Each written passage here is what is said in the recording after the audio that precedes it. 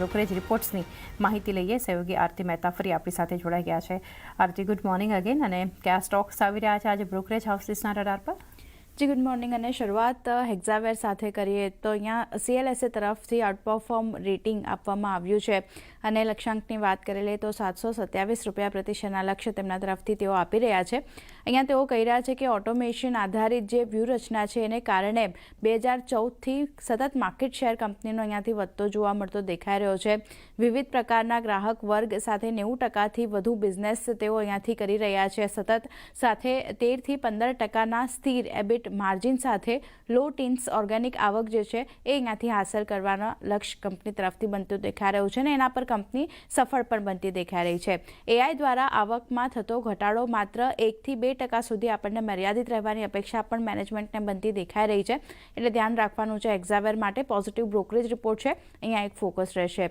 Next ONGCનું counter છે. City તરફથી અહીંયા રિપોર્ટ આવ્યો છે. ન્યુટ્રલ કોલ ONGC પર સિટી તરફથી લક્ષ્યાંકની વાત કરી લઈએ ₹255 પ્રતિ શેરના તેઓ આપી રહ્યા છે.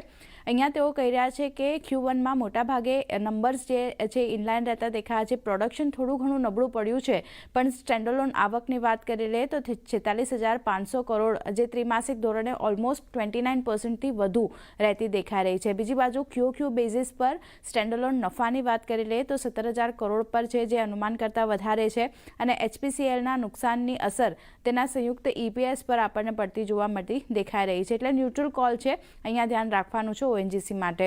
અને છેલ્લે ટેન્કોની વાત કરી લઈએ તો અહીંયા સિટી તરફથી બાય રેટિંગ આપવામાં આવ્યું છે. લક્ષ્યાંક ₹650 પ્રતિ શેરના કરવામાં આવ્યા છે તેમના તરફથી.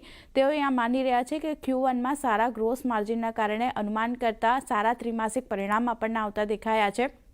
નવા પ્રોગ્રામ્સ અને વધુ જે કન્ટેન્ટ પર વ્હીકલ છે એનાથી ગ્રોથને સપોર્ટ મળી રહ્યો છે અને કોમોડિટી મોંઘવારીથી Q1માં માર્જિન પર થોડી ઘણી અસર આપણને આવતી દેખાઈ રહી છે.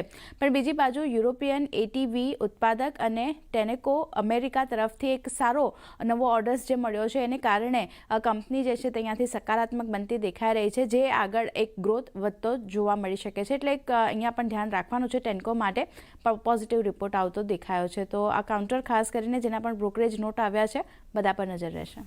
જી આરતી, આભાર આપનો સમગ્ર